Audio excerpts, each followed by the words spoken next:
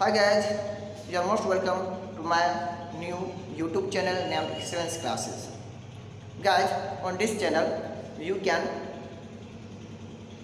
study all subjects like physics, chemistry, math by subject specialist teacher. Guys,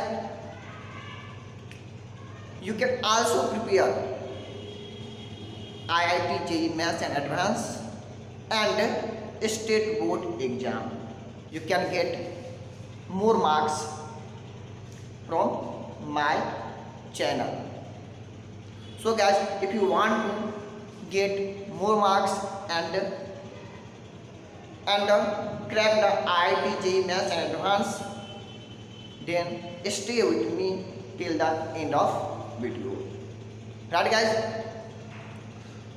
Today I am going to start the chapter electrostatics, which is the first chapter of class 12th,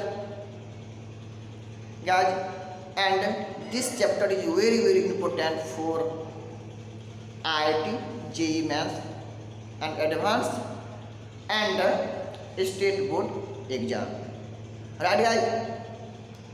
So guys, let's just start today's class. Guys, first of all, I would like to explain the meaning of electrostatics. Right guys? Electrostatics means, guys, electrostatics is made of two words as shown at the board. Guys, electro and statics. Electro means charge. In physics, electro means charge. Electro means charge, and static means at rest. Electro means charge and static means at rest. Guys, after all, in this chapter we will study about the effect of electric charge when it has rest. Right guys? Guys, now we will try to know about charge. What is charge? Do you know about charge? Guys, we have already learned in class 10 what does mean charge. Guys, charge is a property of matter which produces an electric field and magnetic field. Right guys? हम कह सकते हैं charge जो है ना एक metal की वो प्रॉपर्टीज है, ठीक है, जो इलेक्ट्रिक फील्ड और मैग्नेटिक फील्ड जनरेट करते हैं. गाइस, एक्चुअली चार्ज की कोई डिफिनेशन नहीं है. चार्ज की कोई डिफिनेशन नहीं है because charge is meaningless itself. Charge जो है खुद में मीनिंगलेस है, इसकी कोई अर्थ नहीं है, ठीक है, क्योंकि ये जो है ना मैटर की इंट्रिंसिक प्रॉपर्टी है. मतलब चार्ज के बाद हम सोचेंगे अगर चार्ज किससे मिलकर बना हुआ है तो हम बता नहीं सकते हैं. जैसे मास, क्या बताइए मास क्या चीज़ से मिलकर बना हुआ है, तो मेरे पास नहीं आंसर, मेरे पास कोई जवाब नहीं है, ठीक है. ठीक इसी तरह चार्ज भी जो है वो इंट्रिंसिक प्रॉपर्टीज हैं, जैसे मास किसी मैटर का इंट्रिंसिक प्रॉपर्टीज है. तो गाइस, आज की क्लास में हम चार्ज के लिए भी रहेंगे, ठीक है. चलिए गाइस, चार्ज के बारे में हम जानना चाहेंगे कि चार्ज होता क्या है, ठीक है.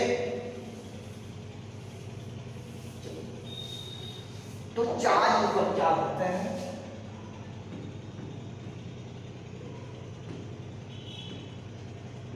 चार्ज। इसको हम लोग कुछ दिखा दें। थोड़ा चार्ज के ओरिजिन की जो हिस्ट्री है थोड़ा इसको जान लेते हैं। गाइस चार्ज के बारे में हम लोग जो पता चला था वो कब 600 BC, 600 BC, ठीक है। वो किसने ऑब्जर्व किया था, उस वैज्ञानिक का नाम था थेल्स। क्या नाम था, थेल्स नाम था, वो एक ग्रीक वैज्ञानिक था, ठीक है। उन्होंने ये दिखाया कि जब दो बॉडी को, ठीक है, when two bodies are rub each other then some charges becomes appear either bodies or both bodies, and after that these bodies attract to each other. That is, on the basis of attraction, Thales said these two bodies becomes charged. That is, Thales ने क्या कहा, Thales ने कहा कि जब दो body को रब किया जाता है तो उस रब होने के कारण दोनों में फोर्स ऑफ अट्रैक्शन डेवलप हो जाता है, फोर्स ऑफ अट्रैक्शन डेवलप हो जाते हैं। वो फोर्स ऑफ अट्रैक्शन जो डेवलप हुआ वो हुआ due to appearance of charge. Charge के अपीयर होने के कारण क्या हुआ, उस पर फोर्स ऑफ अट्रैक्शन डेवलप हो गया, ठीक है। तो उसने कहा कि चार्ज जो है वो दो प्रकार का होता है, एक पॉजिटिव चार्ज, दूसरा नेगेटिव चार्ज। राइट। तो किसने कहा था, तो थेल्स ने कहा था, ठीक है। उसके बाद बहुत सारा थियरी आया था कॉन्सेप्ट ऑफ चार्ज के लिए, जिसमें एक थियरी था टू फ्लूइड्स थियरी, ठीक है। इस थियरी का द्वारा बताया था कि कोई बॉडी है उसमें इलेक्ट्रिक फ्लूइड जो होते हैं वो दो प्रकार के होते हैं, एक पॉजिटिव नेचर के होते हैं और एक निगेटिव नेचर के होते हैं, ठीक है। उसके कारण उस बॉडी में जो नेट चार्ज होता है वो जीरो हो जाता है, ठीक है। जब दो बॉडी को आपस में रब किया जाता है तो होता क्या है कि उस बॉडी से कुछ पॉजिटिव चार्ज दूसरे बॉडी में चला जाते हैं और दूसरे का निगेटिव चार्ज पहला वस्तु पर आ जाता है, ठीक है। जिसके कारण एक बार पॉजिटिव चार्ज एक्सेस में आ जाते हैं, एक में नेगेटिव चार्ज एक्सेस में आ जाते हैं और दोनों बॉडी चार्ज हो जाता है, ठीक है। लेकिन this theory can not explain the modern fact, so it is rejected. लेकिन ये थियरी क्या था, मॉडर्न फैक्ट एक्सप्लेन कर नहीं सका, जिसके कारण इसको रिजेक्ट कर दिया गया। उसके बाद आया वन फ्लूइड थियरी, ठीक है। वन फ्लूइड थियरी इसमें कह रहा है कि इसमें एक ही बॉडी है, ठीक है। उसमें ये नहीं कहा, उसमें क्या कहा था, एक बॉडी के अंदर दो फ्लूइड था, एक पॉजिटिव नेचर का एक नेगेटिव नेचर का। लेकिन उसने क्या कहा कि बॉडी एक ही है, उस बॉडी में इलेक्ट्रिक फ्लूइड होते हैं, ठीक है। जब उस बॉडी को दूसरे बॉडी के साथ रब किया जाता है तब उस बॉडी का जो इलेक्ट्रिक फ्लूइड है एक का इंक्रीज कर जाता है, दूसरे का डिक्रीज कर जाता है। जिसका इंक्रीज किया उसने कहा कि उस पर पॉजिटिव चार्ज आ गया, और जो डिक्रीज किया उसने कहा क्या ये नेगेटिव चार्ज आ गया। लेकिन ये थियरी भी मॉडर्न फैक्ट को एक्सप्लेन नहीं करता था, जिसके कारण इट मीन्स आल्सो रिजेक्शन। इसको भी रिजेक्ट कर दिया गया। बाद में चल के जो थियरी आया वो था मॉडर्न इलेक्ट्रॉन थियरी, ठीक है। इस थियरी के पीछे बहुत सारे वैज्ञानिक ने काम किया था, ठीक है, जिसमें नील्स बोर हैं, थॉमसन, जे थॉमसन है, वगैरह सब है, ठीक है। जितना भी आप पढ़े हो क्या नाम है इसमें स्ट्रक्चर ऑफ एटम में, वो सब वैज्ञानिकों ने मिलकर मॉडर्न इलेक्ट्रॉन थ्योरी को डेवलप किया, ठीक है गाइस। तो आज हम जो पढ़ेंगे वो पढ़ेंगे मॉडर्न इलेक्ट्रॉन थ्योरी के आधार पर चार्ज की डिफिनेशन, ठीक है। तो गाइस चलिए पहले चार्ज डिफाइन कर लेते हैं, चार्ज क्या है, ठीक है गाइस। चार्ज जो है, चलिए इसका पहला पार्ट हम लिखेंगे,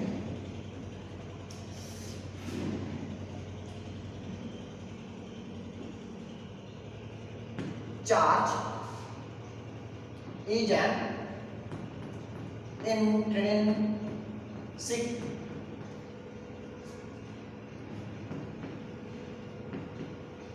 property of a matter. Intrinsic property of a matter. Charge is an intrinsic property of a matter. ठीक है, बताइए इंट्रिंसिक प्रॉपर्टी मतलब ये हो गया कि जैसे कैसे बताएं कि मतलब चार्ज जैसे बोलते हैं ना कि चार्ज की बात बोलेगा, चार्ज है, ठीक है। तो बताइए चार्ज क्या सिस्टम का बना होता है, ठीक है। तो हम इसका जवाब नहीं दे पाते हैं, बोले ये जो है ना चार्ज अपने आप में सबसे लास्ट चीज़ है, ठीक है। किसी भी मैटर का जो लास्ट चीज़ है वो क्या है, चार्ज है, ठीक है। इसी से कहा जाता है इंट्रिंसिक प्रॉपर्टी कहा जाते हैं, राइट गाइस। दूसरा है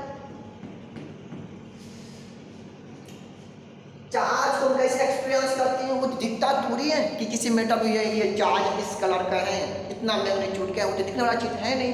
तो चार्ज को आप ओनली एक्सपीरियंस कर सकते हो, ठीक है।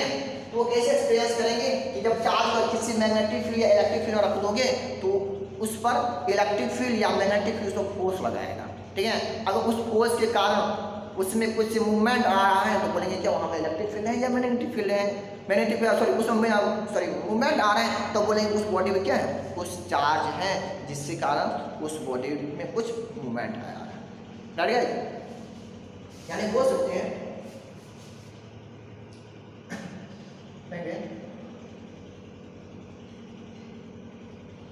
Charge is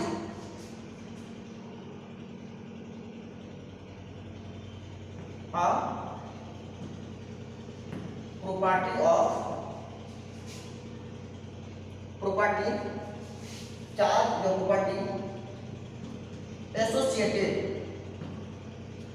with the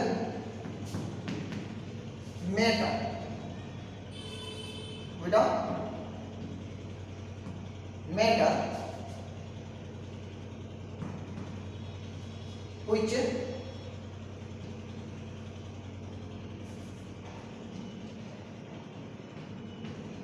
produces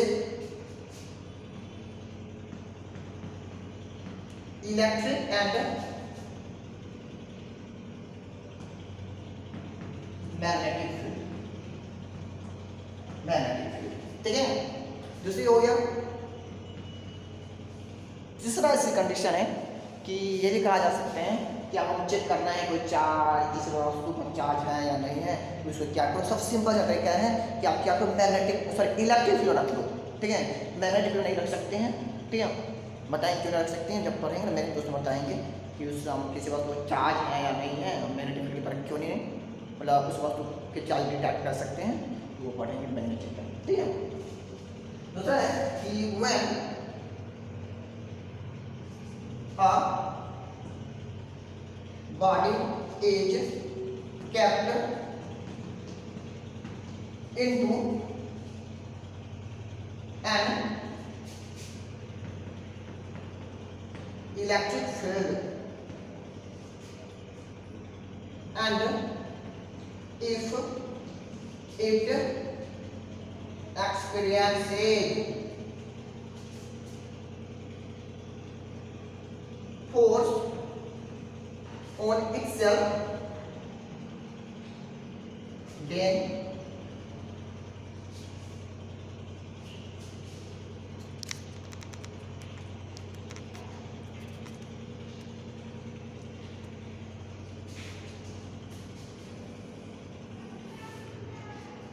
experiences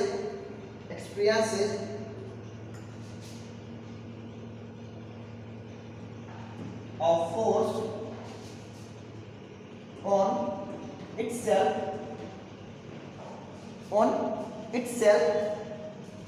then we can say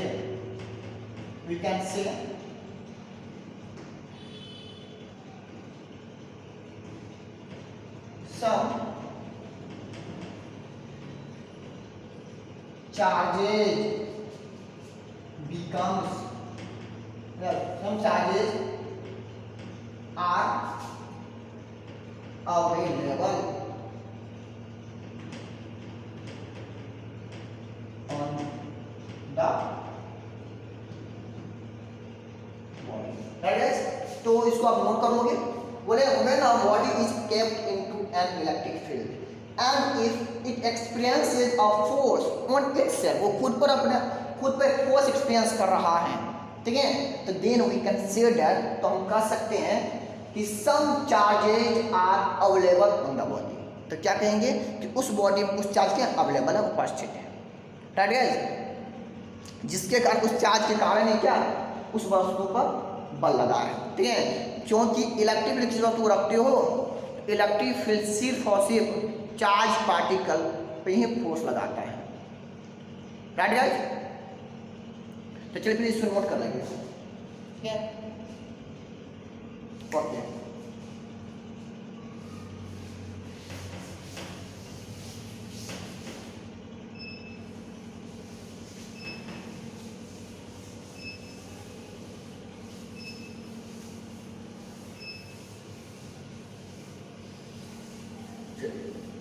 क्या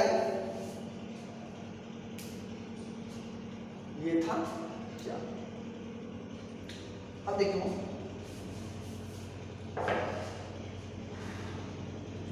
क्या, चलिए देख लेते हैं। चार्ज को हम लोग आखिर मेजर किस में करेंगे, चार्ज को मेजर किया जाते हैं कूलम में, ठीक है, क्या जाते हैं कूलम में किया जाता है, यानी वो से जो होते हैं कूलम होते हैं, SI यूनिट ऑफ चार्ज क्या होता है coulomb, which is represented as C, ठीक है, कूलम होते हैं। अदर यूनिट जो होते हैं, अदर यूनिट वो होता है मिली कूलम और माइक्रो कूलम, ठीक है, यही आपको जाएगा तो देखने को मिलेगा, ठीक है, ये कूलम नहीं मिलेगा, क्यों नहीं मिलेगा तो हम आगे बात करेंगे, जब कूलम क्लॉक पढ़ेंगे तब जानेंगे आखिर हम किसी वस्तु के ऊपर जो चार्ज होते हैं उसको कूलम में दिखा करके हम मिली कूलम या माइक्रो कूलम में क्यों दिखाते हैं, ठीक है, तो कूलम क्लॉक में जानेंगे। तो ये हो गया, चलिए गाइस अब चलिए थोड़ा देख लेते हैं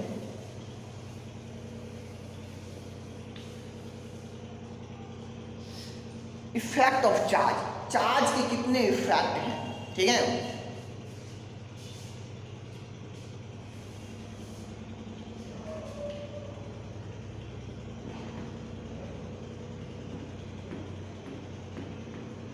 इफेक्ट ऑफ चार्ज गाइस, अभी तक चार्ज के 3 ही इफेक्ट देखा गया है, ठीक है, पहला इफेक्ट है कि जब चार्ज क्या हो रेस्ट में हो, when the charge is at rest, तो गाइस जब चार्ज रेस्ट में रहते हैं तो क्या होते हैं, तो चार्ज अगर रेस्ट में हो तो वो चार्ज इलेक्ट्रिक फील्ड जनरेट करते हैं, क्या करते हैं इलेक्ट्रिक फील्ड जनरेट करते हैं, ठीक है, then it generates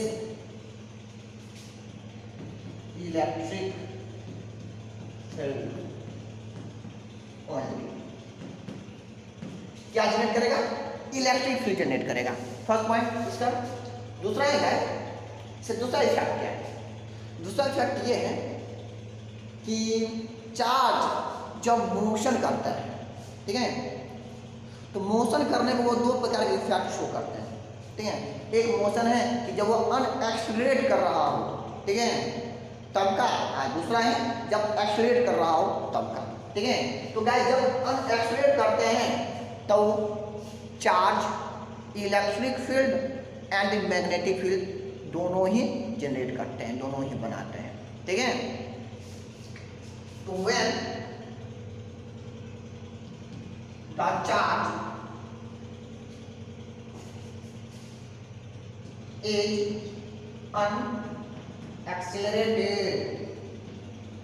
unaccelerated, then it creates electric field and magnetic field, right guys? तो ये क्या करेगा? Electric field and magnetic field generate करता है, ठीक है। चलिए तो इसको हम लोग जानेंगे मैग्नेट के चैप्टर में, ठीक है। तीसरा है जब एक्सलरेट कर रहा हो तब क्या होगा?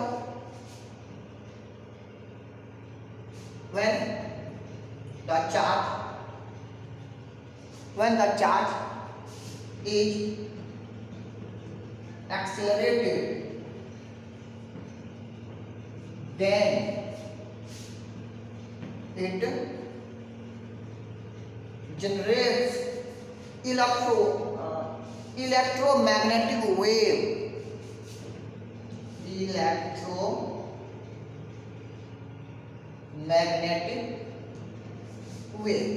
इलेक्ट्रोमैग्नेटिक वेव क्या जनरेट करेगा? इलेक्ट्रोमैग्नेटिक वेव, ठीक है। तो ये इसका तीन इफेक्ट है, राइट गाइस। जब रेस्ट में रहेगा तो क्या जनरेट करेगा? तो जनरेट करेगा सिर्फ और सिर्फ इलेक्ट्रिक फील्ड, ठीक है। जब एक्सलरेट करेगा तो क्या जब एक्सलरेट नहीं करेगा तो जनरेट क्या करेगा? तो करेगा electric field and magnetic field, ठीक है। Electric field and magnetic field. When the charge is accelerated, जब चार्ज को एक्सलरेट कराया जाता है तो क्या जनरेट करेगा? वो जनरेट करता है इलेक्ट्रोमैग्नेटिक वेव, ठीक है। आज हम जो कुछ भी कम्युनिकेट करते हैं थ्रू मोबाइल हो, चाहे टीवी हो, चाहे रेडियो हो, सब के सब जितने भी कम्युनिकेशन सिस्टम है सब काम करते हैं किस पर? इलेक्ट्रोमैग्नेटिक वेव पर। गाइस इसकी जो स्पीड होती है वो लाइट की स्पीड के बराबर होती है, ठीक है। द स्पीड ऑफ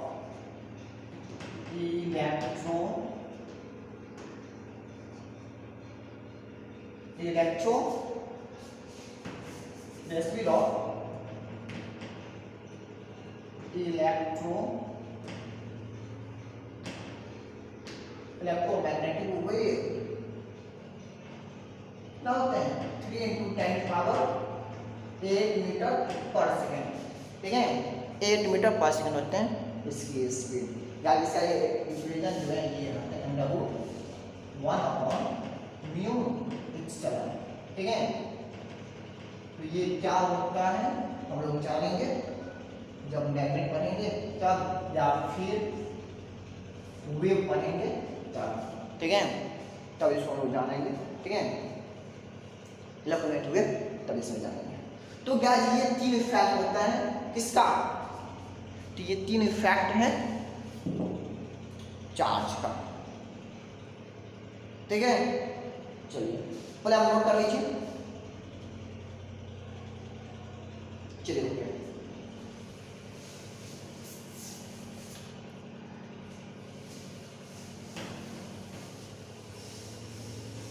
चलिए ये तो बात जान गए कि चार्ज क्या होता है, ठीक है, उसकी इफेक्ट क्या क्या चीज़ है, ठीक है। कब वो इलेक्ट्रिक फील्ड जनरेट करेगा, कब वो मैग्नेटिक फील्ड जनरेट करेगा, कब वो इलेक्ट्रोमैग्नेटिक वेव बनाएगा, ठीक है। ये सारा चीज क्या है। चलो थोड़ा चार्ज के टाइप जान लेते हैं, ये कितने प्रकार के होते हैं।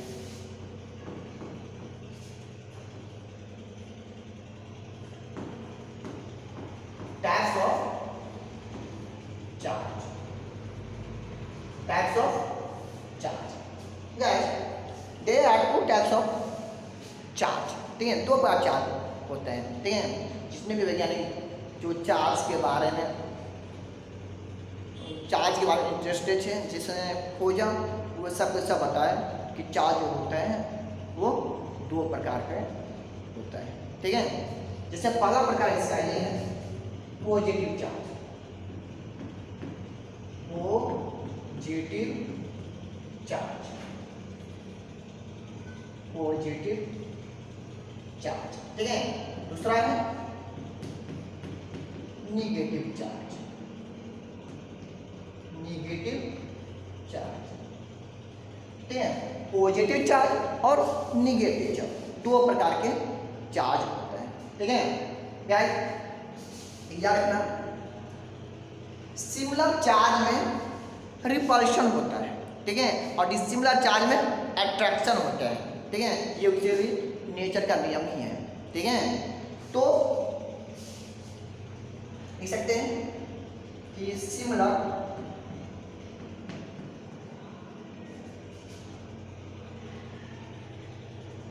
Charges repel to each other, but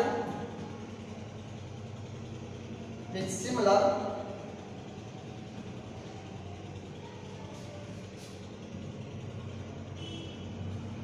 charges attract to each other, right guys। तो सिमिलर चार्ज जो होगा वो क्या करेगा, रिपेल करेगा। डिसिमिलर चार्ज जो होगा वो क्या करेगा, अट्रैक्ट करेगा, ठीक है। तो मान लीजिए पॉजिटिव पॉजिटिव है तो वो क्या करेगा, पॉजिटिव पॉजिटिव क्या करेगा, वो रिपेल करेगा, ठीक है। निगेटिव निगेटिव क्या करेगा, तो रिपेल करेगा, ठीक है। अगर पॉजिटिव निगेटिव हो ये एक दूसरे को अट्रैक्ट करेगा, एक दूसरे को अट्रैक्ट करेगा, ठीक है। पॉजिटिव पॉजिटिव में रिपल्सन, ठीक है। निगेटिव निगेटिव में रिपल्सन, पॉजिटिव निगेटिव में attraction, right guys, because these two charge is are similar, ठीक है। ये सिमिलर है, ये क्या डिसिमिलर है। डिसिमिलर क्या हो, अट्रैक्शन हो रहा है, और सिमिलर में रिपल्शन हो रहा है, ठीक है। गाइस इसे जानेंगे, इसको आगे भी जानेंगे कॉन्सेप्ट में, ठीक है। चलिए, तो ये था, इसकी कॉन्सेप्ट थी कि दो चार्ज सिमिलर हो तो रिपल्शन होगा, और डिसिमिलर हो तो अट्रैक्शन होगा, राइट गाइस। चलिए इसको नोट कर लेंगे जल्दी से। चलो बेसिक बात से स्टार्ट की है। चलिए अब थोड़ा ये जान लेते हैं कि किसी बॉडी पर कैसे चार्ज अपीयर होता है, कैसे समझते हैं कि इस बॉडी को जो है ना पॉजिटिव चार्ज है, कैसे समझे कि इस बॉडी में क्या नेगेटिव चार्ज है, ठीक है। चलिए उसी को साथ लोग क्लियर करते हैं। देखिए आप पढ़ चुके होंगे 9th में, सॉरी 9th में 10th में, बिठा दे 9th में पढ़े होंगे, किसमें तो आप पढ़े होंगे एटॉमिक स्ट्रक्चर में, ठीक है। चलिए फिर आपको यहाँ पर रिमाइंड करा दे रहे हैं। अब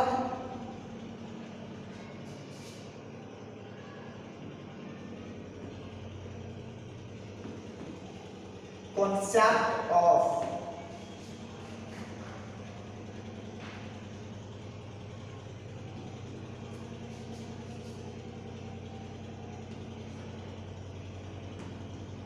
appearing of charge on a body क्या है, ठीक है। किसी बॉडी को चार्ज के होने की क्या कॉन्सेप्ट है, ठीक है। गाइस। तो गाइस आप लोग अगर एटॉमिक स्ट्रक्चर पढ़े होंगे तो आप लोग जानते होंगे यानी कि एटॉमिक स्ट्रक्चर किस हम लोग पढ़ते हैं, तो मॉडर्न इलेक्ट्रॉन थियरी हम इससे पढ़ते हैं। तो ये थियरी कहते हैं कि किसी एलिमेंट का जो लास्ट स्मॉलेस्ट पार्ट है वो एटम है, ठीक है। और atom is made of 3 particles, 3 fundamental particles, electron, proton, neutron. Right guys, क्या इलेक्ट्रॉन, प्रोटॉन, न्यूट्रॉन ये क्या है, एटम का 3 फंडामेंटल पार्टिकल्स हैं। Proton and neutrons are present in its nucleus but electrons revolves around the nucleus. Right guys, proton और neutron जो होते हैं ना एटम के न्यूक्लियस में रहते हैं, जबकि इलेक्ट्रॉन्स जो हैं उस न्यूक्लियस के चारों ओर चक्कर काटते हुए रहते हैं, ठीक है। तो गाइस हम थोड़ा सा एटम का स्ट्रक्चर बना रहे हैं।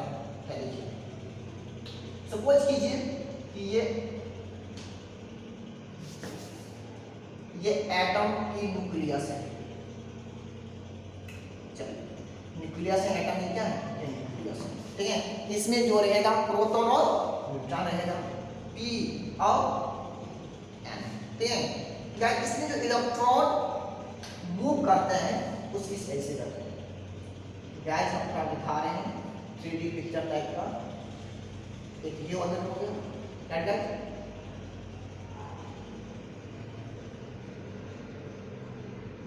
ऐसे करते हैं,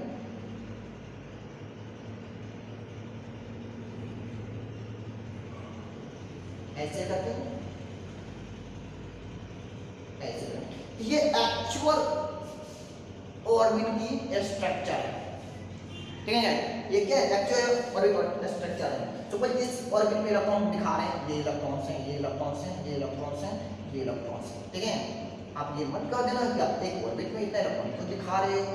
तो गाइस हम यहाँ पर सिर्फ आपको समझाने के लिए कर रहे हैं, ठीक है।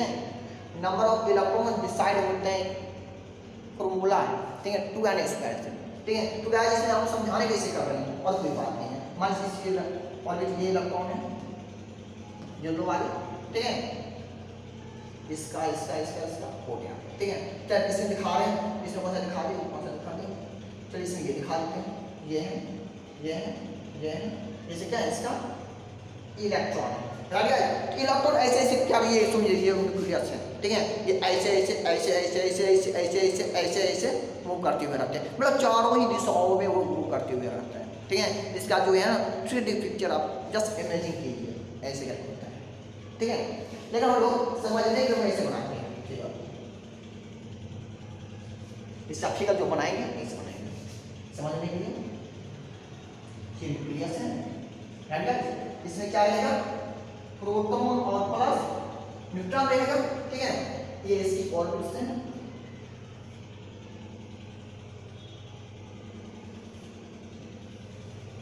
ठीक है। तो गाइस आपसे कोई पूछेगा बताइए किसी एटम में कितने नंबर ऑफ ऑर्बिट होते हैं, ठीक है। तब क्या बताओगे, इसका आंसर क्या होगा, जी इनफाइनाइट।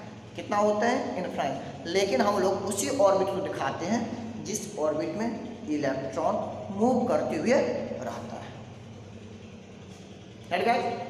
तो ये जो है ये ऑर्बिट से, ठीक है। ये फर्स्ट ऑर्बिट, चलिए ये फर्स्ट ऑर्बिट है, ये सेकंड ऑर्बिट है, थर्ड ऑर्बिट है और भी आगे होगा, ठीक है। तो गाइस इसी ऑर्बिट में number of maximum number of electron कितना रह सकते हैं, इसका फॉर्मूला है, इसका फॉर्मूला है कि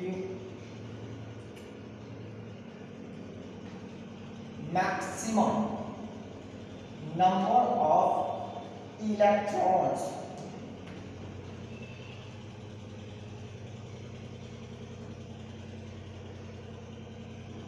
इन ऑर्बिट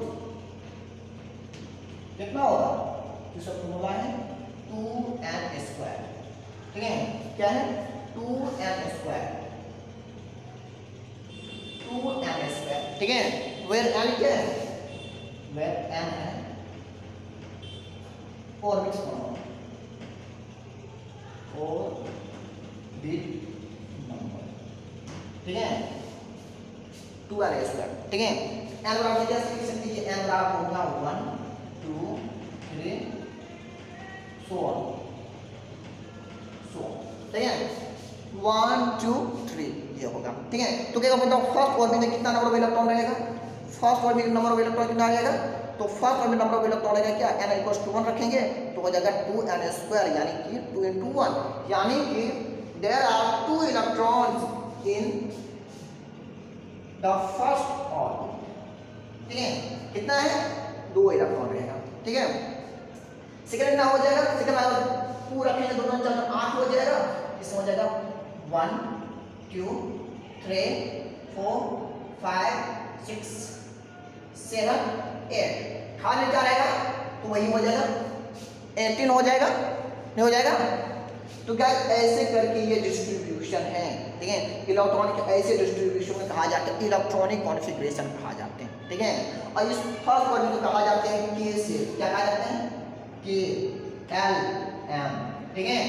इसको कहा जाता है सेल कहा जाते हैं ऑर्बिट को या सेल को। तो फर्स्ट सेल में कितना आता है, 9 इलेक्ट्रॉन 2 रहेगा, मैक्सिमम बात बोले एल में कितना रहेगा 8 रहेगा, एम में कितना रहेगा तो 18 रहेगा, ठीक है।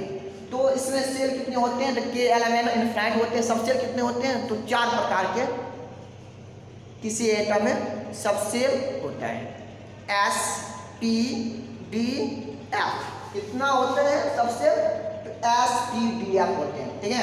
अब इलेक्ट्रॉनिक डिस्ट्रीब्यूशन को हम एस पी डी एफ में दिखाते हैं, जिसे हम लोग बोलते हैं क्या, इलेक्ट्रॉनिक कॉन्फ़िगरेशन, ठीक है। तो गाइस कुछ इलेक्ट्रॉनिक कॉन्फ़िगरेशन बताना नहीं है ना, तो ये स्ट्रक्चर बताना है, हम इंटरेस्टेड है कि किसी एटम पर कैसे पॉजिटिव चार्ज आ जाते हैं, कैसे नेगेटिव चार्ज आ जाते हैं। तो गाइस तो प्लीज इसको नोट कर लीजिए, ठीक है, इसे कुछ टर्म है इसको डिफाइन करना है, ठीक है।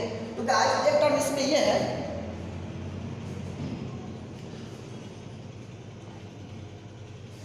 पहला है एक टर्म कि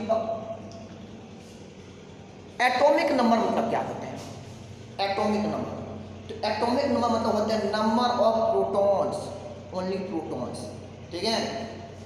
क्या होता है एटॉमिक नंबर, एटॉमिक नंबर को हम लोग दिखाते हैं जेड से, ये होता है नंबर ऑफ प्रोटॉन्स, ठीक है, नंबर ऑफ प्रोटॉन्स होते हैं, कितना होगा एटॉमिक नंबर बराबर होता है नंबर ऑफ प्रोटॉन्स, ठीक है। तो किसी एटम में कितना नंबर ऑफ प्रोटॉन है, जितना नंबर ऑफ प्रोटॉन है वही प्रोटॉन की संख्या जो है उसका एटॉमिक नंबर होगा, राइट गाइस। तो ये हो गया एटॉमिक नंबर हो गया, इसको संख्या में दिखा दीजिए क्या लिखा उसको T, ठीक है।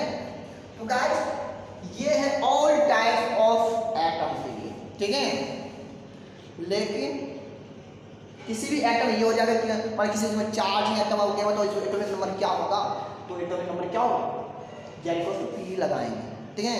लेकिन एक स्पेशल केस है फॉर न्यूट्रल एटम के लिए, ठीक है। न्यूट्रल मतलब जितने भी एटम होते हैं जो प्योरिटी वाले एटम देख रहे हो सब न्यूट्रल होता है, ठीक है। तो न्यूट्रल एटम मतलब होता है कि जिस एटम में नंबर ऑफ इलेक्ट्रॉन की संख्या बराबर हो जाए नंबर ऑफ प्रोटॉन की संख्या, उसको न्यूट्रल कहा जाता है, राइट गाइस। तो जो न्यूट्रल होता है ये हमको आपको बता रहे हैं, तो फॉर न्यूट्रल एटम, और न्यूट्रल एटम, न्यूट्रल एटम क्या हो जाएगा Z = P हो जाएगा, जितना नंबर ऑफ इलेक्ट्रॉन रहेगा उतना ही नंबर ऑफ प्रोटॉन रहेगा, ठीक है। जितना नंबर ऑफ इलेक्ट्रॉन रहेगा उतने नंबर ऑफ प्रोटॉन रहेगा, किसमें न्यूट्रल एटम में, ठीक है। तो गाइस यहाँ पे आप डिफाइन कर लेते हैं, तो ये हो गया एटॉमिक नंबर। चलिए अब हम लोग डिफाइन करने जा रहे हैं एटॉमिक मास नंबर क्या होता है, atomic mass number, mass number है, मास नहीं, अगर मास रहता तो उसकी वैल्यू जो रहता ग्राम में, चाहे मिलीग्राम में, चाहे किलोग्राम में, ठीक है। लेकिन क्या पीरियोडिक में लिखा रहता है कि ये हीलियम जो है या हाइड्रोजन कितना ग्राम का है? जी नहीं, वो क्या मास नंबर है, ठीक है। तो ये मास नंबर होते हैं कि किसी एटम के न्यूक्लियस में कितना सब एटॉमिक पार्टिकल हैं, कितना सब एटॉमिक पार्टिकल हैं, उसकी संख्या कहलाती है एटॉमिक मास नंबर। हो सकते टोटल नंबर ऑफ सब atomic particles present in the nucleus of an atom is known as atomic mass number, right guys. तो क्या लिख सकते हैं? तो लिख सकते हैं A equals to P plus N। तो एटॉमिक मास नंबर कितना हो गया? P plus N हो गया, राइट गाइस। P क्या है? तो प्रोटॉन हो गया, N क्या है? न्यूट्रॉन है, और E क्या है? इलेक्ट्रॉन है, ठीक है। तो P E N क्या है? ये सब एटॉमिक पार्टिकल्स है, या यूं बोले ये फंडामेंटल पार्टिकल है किसका? एटम का, ठीक है। तो अब देखो इलेक्ट्रॉन को जो चार्ज रहते हैं वो रहते हैं -1.6 into 10 to the power -19 coulomb, that is proton क्या रहता है? उतना ही रहता है, लेकिन अपोजिट रहता है। 1.6 into 10 power -19 कूलम, लेकिन न्यूट्रॉन को कोई चार्ज नहीं रहता। अब तीनों चीज को जोड़ोगे जीरो आ जाएगा, ठीक है। तो बताइए कि किसी एटम को न्यूट्रल होने के लिए, मतलब नेट चार्ज जीरो होने के लिए क्या कंडीशन होनी चाहिए? कंडीशन ये होनी चाहिए कि न्यूट्रॉन की संख्या को डिपेंड कर ही नहीं रहा है। अब मतलब न्यूट्रल होने के लिए जितना इलेक्ट्रॉन चाहिए उतना ही प्रोटॉन चाहिए, जितना इलेक्ट्रॉन चाहिए उतना ही प्रोटॉन चाहिए, ठीक है। तो गाइस क्या समझ लो, आप पीरियोडिक टेबल दिया रहता है कि ये जो जितने भी एटम है ना सब न्यूट्रल है। इसका मतलब क्या हो गया? इसका मतलब ये हो गया कि उस एटम में जितना प्रोटॉन है उतना ही क्या है? इलेक्ट्रॉन है, ठीक है। अब प्रोटॉन से लोग कैसे डिसाइड करते हैं? तो हम लोग प्रोटॉन की संख्या को डिसाइड करते हैं उसके एटॉमिक नंबर से। एटॉमिक नंबर से ना, एटॉमिक नंबर दिया रहते हैं तो बोल पता चल जाते हैं कि उस प्रोटॉन की संख्या इतना है, न्यूट्रल है, इतना इलेक्ट्रॉन की संख्या है, ठीक है। गाइस एटम का कुछ रिप्रेजेंटेशन इस टाइप का होता है, ठीक है। तुम्हारे एक्स कोई एटम है, ठीक है, उसके ऊपर जो लिखा रहते हैं वो रहता है एटॉमिक मास नंबर, और नीचे में एटॉमिक नंबर, ठीक है। लेफ्ट या राइट हो कोई नहीं, हमेशा मास नंबर ऊपर में लिखा जाएगा और एटॉमिक नंबर नीचे में, चाहे लेफ्ट हो या राइट हो, कोई फर्क नहीं पड़ता है, ठीक है।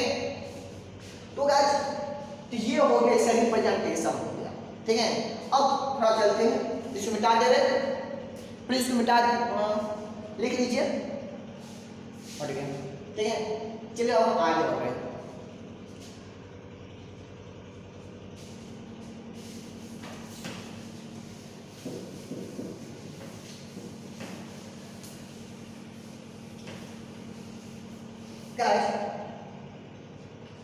नेचर में देखा गया इलेक्ट्रॉन या प्रोटॉन पर जितना चार्ज रहता है, इलेक्ट्रॉन या प्रोटॉन पर, वो नेचर में सबसे कम चार्ज इन फ्री स्टेट, उसको हम आसानी से डिटेक्ट कर सकते हैं, फ्रीली डिटेक्ट कर सकते हैं।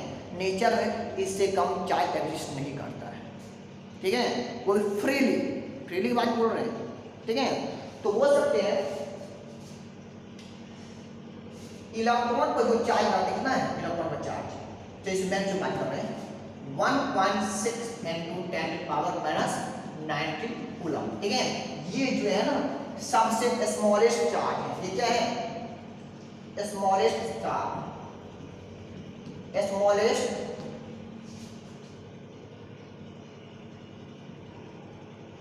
मैग्नीट्यूड ऑफ चार्ज,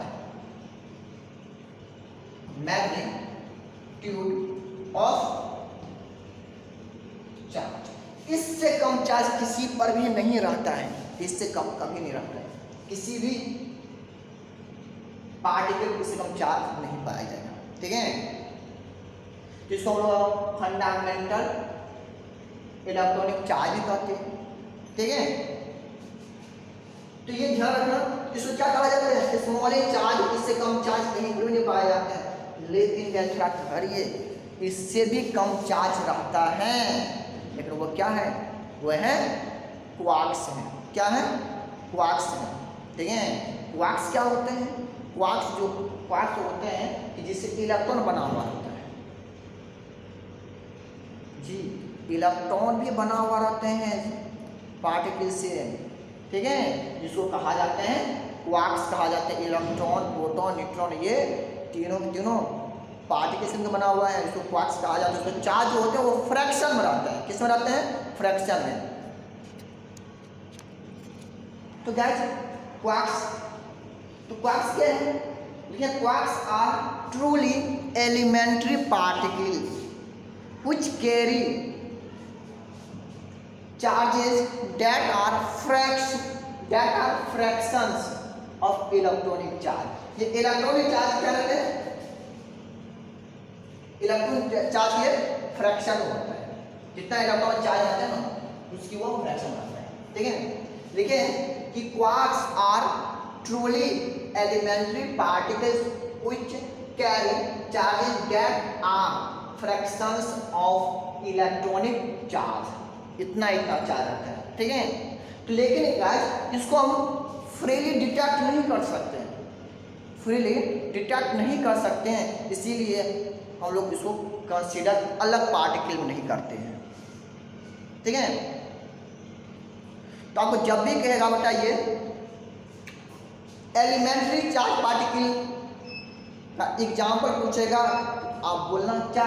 इलेक्ट्रॉन, क्योंकि इलेक्ट्रॉन ही आप उसको फ्रीली डिटेक्ट कर सकते हो, ठीक है, जब इसको डिटेक्ट नहीं किया जा सकता है, क्योंकि न्यूक्लियस अंदर जो इलेक्ट्रॉन के अंदर बनाते हैं, इलेक्ट्रॉन बना हुआ रहता है क्वार्क से, प्रोटॉन बना हुआ है क्वार्क से और न्यूट्रॉन बना हुआ है क्वार्क से। इलेक्ट्रॉन के अलग अलग पार्ट को डिटेक्ट कर ही नहीं सकते हैं, चल गया। तो चलिए ये नोट कर चुके हैं ना। चलिए जो क्वार्क्स जो होते हैं ना, क्वार्क्स जो होता है वो 6 प्रकार के होता है।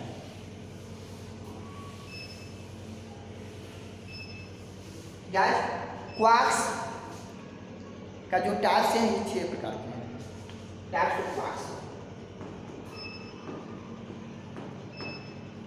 ऑफ क्वार्क्स, ठीक है। ये 6 प्रकार के वाला है।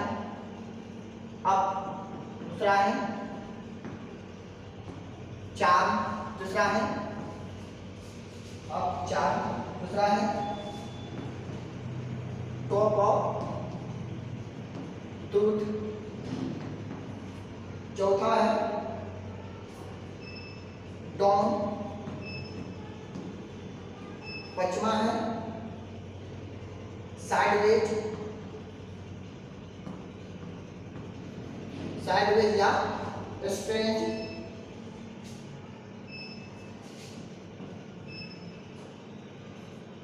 ठीक है। छठा है उसको कहा जाता है बॉटम,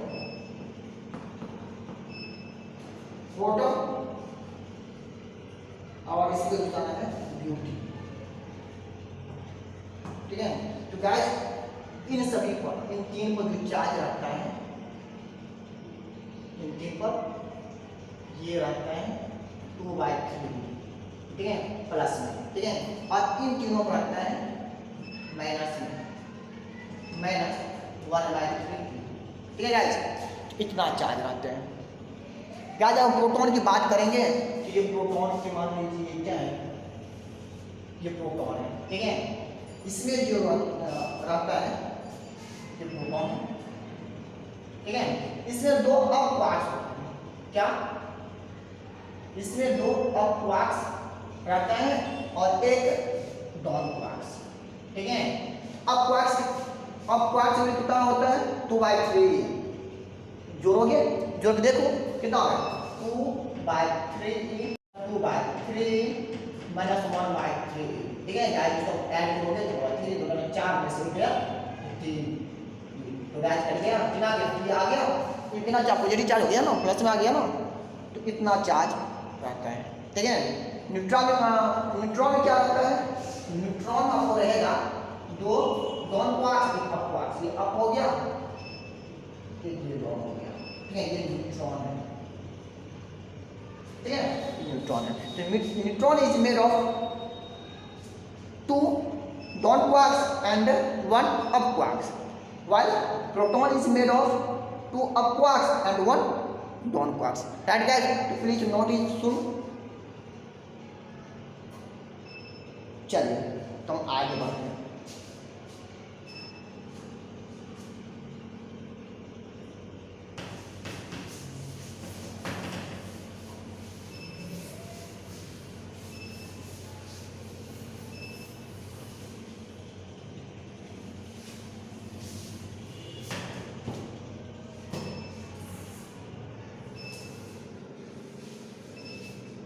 ठीक है, तो गाइस ये है।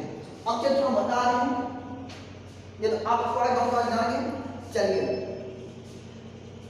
चलिए और इससे एक एग्जांपल समझते हैं कि कैसे किसी एटम पॉजिटिव चार्ज आता है, कैसे किसी एटम नेगेटिव चार्ज आता है।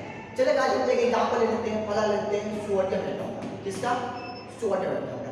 सोडियम एटम का जो एटॉमिक नंबर आता है वो आता है 11, एटॉमिक मास नंबर 23 रहता है। ठीक है, सोडियम एटम का एटॉमिक नंबर कितना होता है? 11, एटॉमिक मास नंबर 23 रहता है। ठीक है, तो गाइस आप एक बताओ इसमें कितना इलेक्ट्रॉन है, कितना प्रोटॉन है, कितना न्यूट्रॉन निकाल सकते हो? ऑब्वियसली निकाल सकते हैं। ये क्या है? ये जेड है ना, तो जेड का कितना हो गया? 11। ठीक है, यानी जेड किस रूप में जान करते हैं? प्रोटॉन संख्या को, चूंकि न्यूट्रल एटम है इसमें इलेक्ट्रॉन इतना हो जाएगा। ठीक है, इलेक्ट्रॉन प्रोटॉन बराबर हो गया। अब बात है न्यूट्रॉन कितना होगा, आप जानते नहीं। ये क्या है? 23 क्या रिप्रेजेंट कर रहा है? ये कर रहा है एटॉमिक मास नंबर। 23 हो गया, मतलब क्या होगा? प्रोटॉन प्लस न्यूट्रॉन, राइट है। तो न्यूट्रॉन प्लस कितना हो जाएगा? ये हो जाएगा 12 हो जाएगा। नहीं तो इतना हो गया। चलिए इसे स्ट्रक्चर बना के देखते हैं क्या होता है।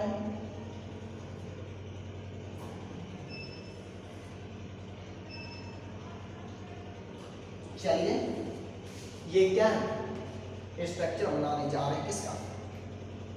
सोडियम का। तो बताओ गाइस सोडियम में कितना प्रोटॉन है?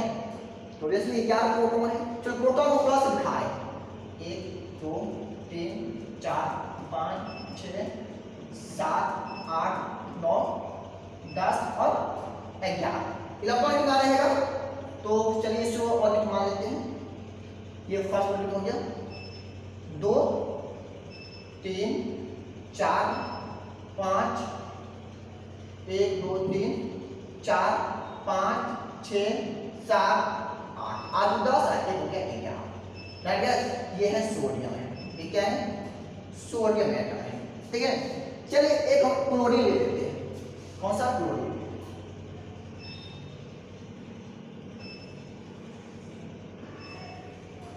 ठीक है, तो क्लोरीन का जो एटॉमिक मास नंबर आता है वो आता है कितना?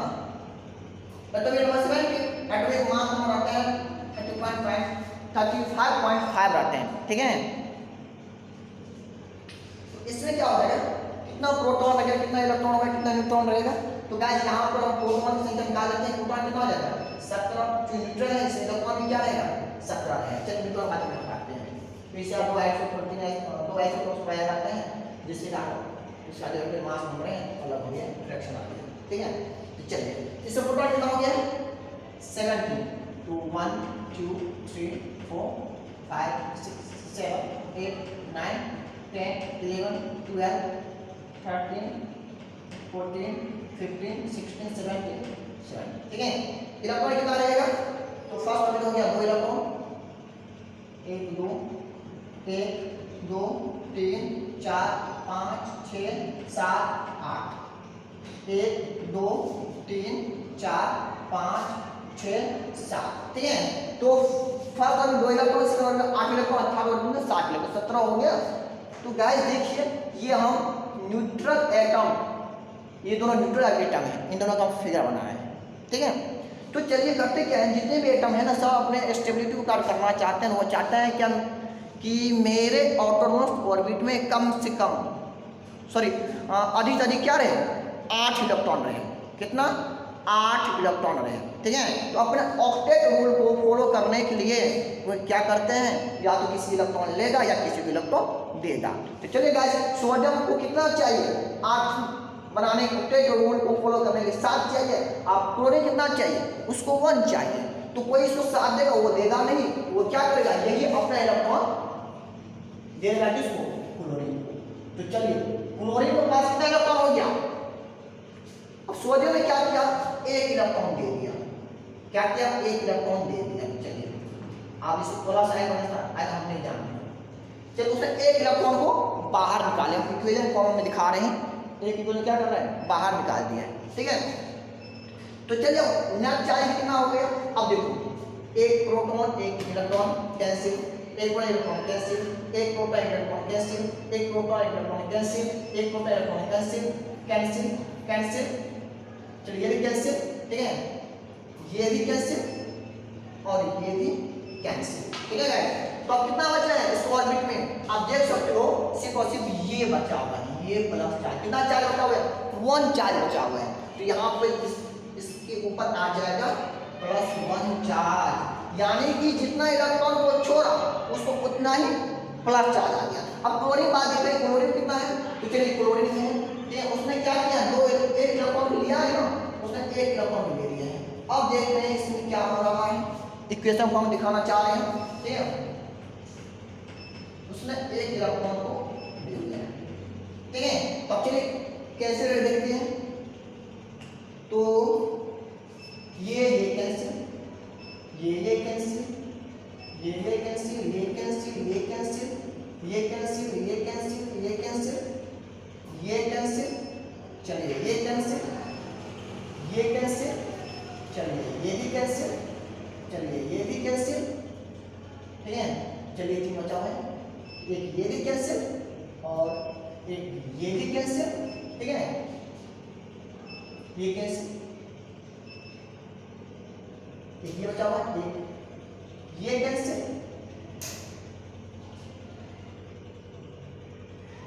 और ये बचा हुआ है, गैस सब कैंसिल हो गया, ठीक है। अब देखिए मेरे पास एक इलेक्ट्रॉन ये बच गया है, बच गया, एक इलेक्ट्रॉन मेरे पास बच गया है, ठीक है। तो ये इलेक्ट्रॉन कौन सा चार्ज रखते हैं, निगेटिव चार्ज रखते हैं, जिससे कारण इसमें कितना चार्ज आ जाएगा, निगेटिव, एक निगेटिव चार्ज आ जाएगा। नहीं, इस बात क्या होगा कि जब कोई एटम अपना इलेक्ट्रॉन को लूज करता है तब उस पर पॉजिटिव चार्ज आता है, और जब कोई एटम किसी या दूसरे एटम से इलेक्ट्रॉन को लेते हैं तो उस पर निगेटिव चार्ज प्रेजेंट होता है, ठीक है। चलेगा, पहले इसको नोट कर लीजिए, ठीक है। तो इसको लेंगे, दिखा दे रहे हैं, चलिए डालें,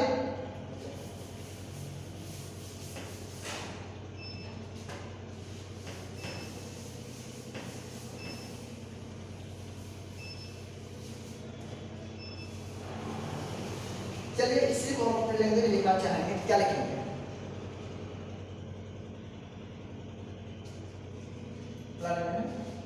when an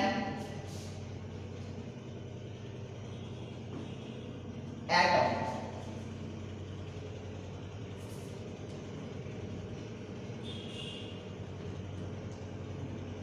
remove one or more electrons from its outermost orbit, then it becomes positive. Why? When it gains one or more electrons, then it becomes negative. Guys इसका एक इक्वेशन को लिखा है, एक्सप्रेशन दिखाई दे रहे हैं। तो मान लीजिए ये कोई एटम है, ये क्या है, एटम है, इस स्टेटमेंट के नीचे आप ये बना लेना, मान लीजिए क्या है, एटम है, ठीक है। तो ये एटम है, उसने क्या किया, तो उसने एक इलेक्ट्रॉन को लिबरेट किया। मान लीजिए एटॉमिक नंबर ए है, एटॉमिक मास नंबर क्या है, एटॉमिक नंबर जेड है, एटॉमिक मास नंबर ए है। उसने एक इलेक्ट्रॉन को, एक या एक से ज्यादा इलेक्ट्रॉन को त्याग कर रहा है, ठीक है। चलिए उसने क्या, एक इलेक्ट्रॉन देख रहे हैं गाइस, अब एक इलेक्ट्रॉन लिबरेट किया, एक प्लस आएगा, दो इलेक्ट्रॉन लिबरेट करेगा टू प्लस आएगा, तीन इलेक्ट्रॉन लिबरेट करेगा एक प्लस आएगा। ठीक इसी तरह कोई एटम एक इलेक्ट्रॉन ले रहा है, उसको एक माइनस चार्ज आएगा।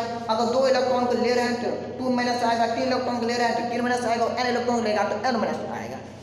तो वही करने जा रहे हैं। तो ये एटम हो गया, इसको ऐसे लिख सकते हो। उसने क्या किया, मान लीजिए उसने एन इलेक्ट्रॉन को लॉस किया, कितना लॉस कर रहा है, एन इलेक्ट्रॉन, तो इसको लिख सकते हैं ना। तो एटॉमिक याद रखना, एटॉमिक नंबर चेंज नहीं करेगा, ठीक है, एटॉमिक नंबर चेंज नहीं करेगा। करेगा इस पर कितना वाला एन इलेक्ट्रॉन को निकाल रहा है, एन प्लस आ जाएगा, और इसको लिखते हैं एन माइनस, ठीक है। तो चार्जिंग में एटॉमिक नंबर चेंज नहीं करता है, राइट गाइस। इसके लिए मान लीजिए ये y, ठीक है, atomic number z, atomic mass number है, उसने क्या किया, n इलेक्ट्रॉन को लिया, ठीक है। इस पर आएगा एटॉमिक नंबर इतना ही रहेगा, तो इस पर आ जाएगा ना n माइनस, राइट गाइस। तो ये एक्सप्रेशन है। तो देखिए कैसे चार्ज एक्टिव हुआ है, ठीक है।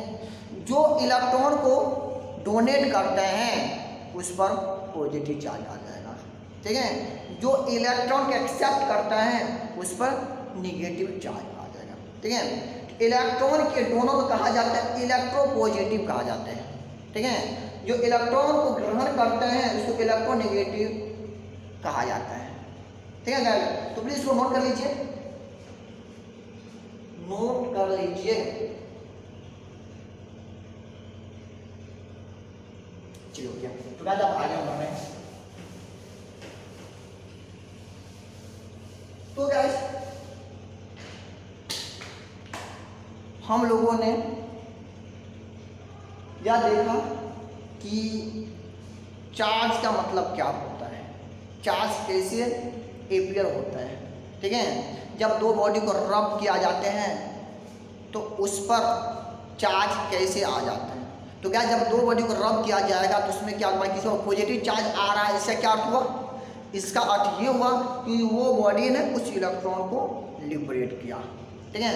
किसी में नेगेटिव चार्ज आ रहा है, उसका क्या मतलब हुआ कि उस बॉडी पर कुछ इलेक्ट्रॉन आ गया है, ठीक है, जिसके कारण उस बॉडी में इलेक्ट्रॉन एक्सेस में आ गया है और इस बॉडी में प्रोटॉन एक्सेस में आ गया है। तो जो एक्सेस में रहते हैं उसी का चार्ज एपियर होते हैं, ठीक है। तो गाइस आज की क्लास को हम यहीं पर रोक रहे हैं। अगर मेरी वीडियो अच्छी लगी हो तो प्लीज़ लाइक कर दें, शेयर कर दें, ठीक है। अगर आप न्यू हो तो please subscribe my channel and press the bell icon so that whenever I upload a new video its notification reaches you first. So guys, thank you all the very best.